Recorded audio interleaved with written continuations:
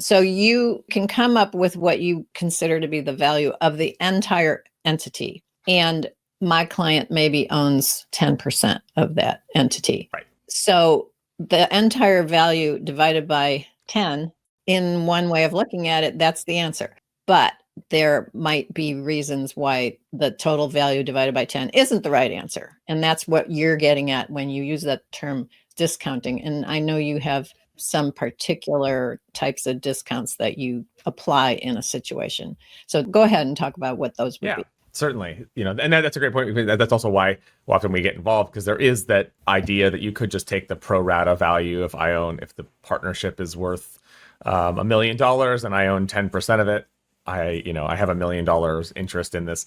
That very simple approach can be used often I find that approach can be used, especially if there's not, if the threshold, we're not worried about the estate, going over the threshold.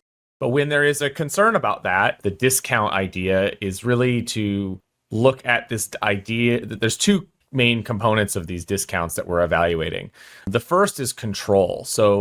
And it's very common in valuation world that the sum of the parts don't necessarily equal the whole. Commonly done valuations where I've had a 10% interest, a 20% interest, and then a 30% interest, and we valued all of them. And when you add them all up, they don't actually line up to just it doesn't add up to 100. Yeah. It often has that problem, that issue with valuation. But the two key components of where we're coming up with these discounts and why they're substantiated really come under two main tenets. The first is that of control. If I own a 10% stake in a real estate holding partnership, I don't have 10% of even the property. I have 10% of this company that depending on the operating agreement, might have very little ability to actually do anything with. And so that has impacts on how easily you'd be able to sell or transact the interest. It also has a lot of potential limitations on how much you might actually even receive from the interest if it does create a distribution or something like that. So control is a big thing that we evaluate. We look at a lot of the operating agreements and potentially who some of the other members of the LLC might be. The other big discount is that of liquidity. The baseline for most liquid assets in the valuation world is that of a stock that you can sell and get cash in T-minus 2 days. That's usually not the case with these real estate holding partnerships. They take a little longer to sell. It can take months or years to try to liquidate a 20% interest in a real estate holding partnership. Often the agreement might be so specific that it restricts how quickly and who you can sell to.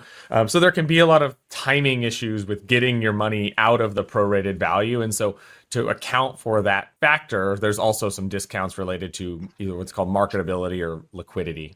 Right. So if what you own is in theory worth $100,000, but you can only sell it to these 3 other people and it's all spelled out and it's like a 7-month process, it's really not worth $100,000. It has, you've got to take a discount for all those issues. Thank you for joining us today for another episode of Absolute Trust Talk Live.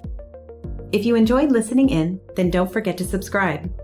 You can find us on Apple Podcasts or wherever you may listen by searching Absolute Trust Talk. While you're there, we would also love for you to leave us a review. And then why not share your favorite episodes with family, friends, or colleagues too? You can find all of our shows and corresponding show notes by visiting absolutetrustcounsel.com. You'll also find a variety of other free resources, including our ebooks, videos, blogs, presentations, and more. If you need help with your estate planning or administration, we also offer a free discovery call to help get the process started. You can find more information on booking your session by visiting absolutetrustcounsel.com/scheduling. Don't forget to keep an eye out for our next live episode. If you join us for the broadcast, you can submit questions during the show. But if not, don't worry. You can always get in touch with us by sending a quick message to info@absolutetrustcounsel.com. Thanks again for listening. We'll see you soon.